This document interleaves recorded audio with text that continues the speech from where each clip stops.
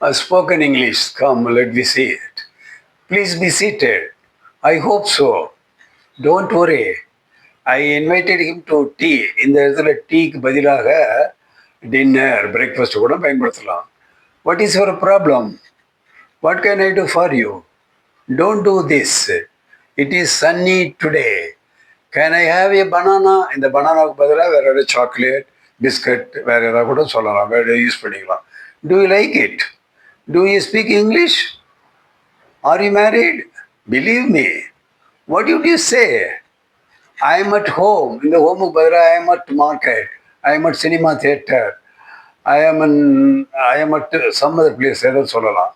As soon as possible. Enjoy yourself. What is your job? Don't be angry. Call me back. Where are you from? In the don't be angry, don't be angry. Not like that.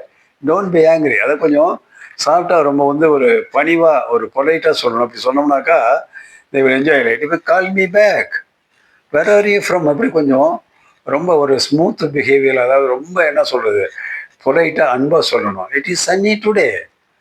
Can I have a banana? To have a banana? Do you like இது மாதிரி கொஞ்சம் பொலைட்டாக சொல்லணும். So don't worry. எந்தெந்த இடத்துல இதை பயன்படுத்த முடியுமோ அந்த இடத்துல பயன்படுத்துங்க. ஸ்போக்கன் இங்கிலீஷ் ரொம்ப சுலபம். நிறைய வேர்ட்ஸ் எல்லாம் கொடுத்துருக்கேன், இதை ப்ராக்டிஸ் பண்ணுங்கள். எந்த இடத்துல இந்த வேர்டு இந்த இதை இந்த வார்த்தை யூஸ் பண்ண சரியாக்கிறத அதை பயன்படுத்துங்க. கிராமர் நான் டச் பண்ண பிறகு ஒரே காரணம் எடுத்தோன்னே கிராமர் சொன்னாக்கா அந்த லாங்குவேஜை கற்றுக்கிறது ரொம்ப கஷ்டமாக போயிடும். என்னுடைய ரெக்வஸ்ட் எல்லாம் என்னுடைய இதை சேனலை அனுபவங்களை சேனலை சப்ஸ்கிரைப் பண்ணுங்கள், லைக் பண்ணுங்கள், ஷேர் பண்ணுறவங்களுக்கெல்லாம் ஷேர் பண்ணுங்கள். எல்லாம் என்ஜாய் பண்ணிட்டோம்.